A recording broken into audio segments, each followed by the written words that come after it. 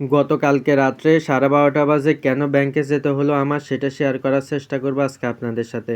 আসসালামু আলাইকুম। গতকালকে রাত্রে 12:30 বাজে দোকানে হিসাব নিকাশ শেষ করার পর অনেকগুলি টাকা বাকি ছিল।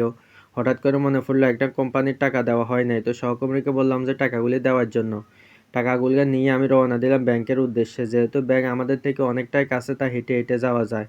আর যেহেতু আমার ডিউটি শেষ হয়ে গেছে 12টা বাজে, এখন আমাকে যাইতে হবে, যে টাকাগুলো দিয়ে আসতে হবে।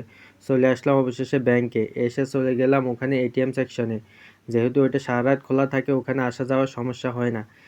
এটিএম সেকশনে এসে এটিএম কার্ডটা পাঞ্চ করার পরে টাকাগুলো ওখানে ভিতরে দিয়ে দিলাম। কিছুক্ষণ অপেক্ষা করার পরে ওখানে 1 রিয়াল ও বের করে দিল, বলল যে এটা নেওয়া যাবে না।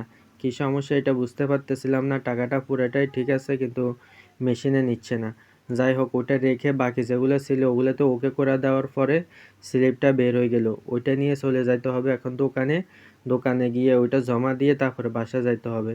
চলে আসলাম অবশেষে দোকানে সহকর্মীর কাছে, ও ডিউটিতে এখন আছে। এসে ওকে দেওয়ার চেষ্টা করতেছিলাম টাকাটা। টাকাটা ওর হাতে দিয়ে ওকে বুঝাই দিয়ে এখন বাসায় চলে যাব। আল্লাহ হাফেজ। সাবস্ক্রাইব।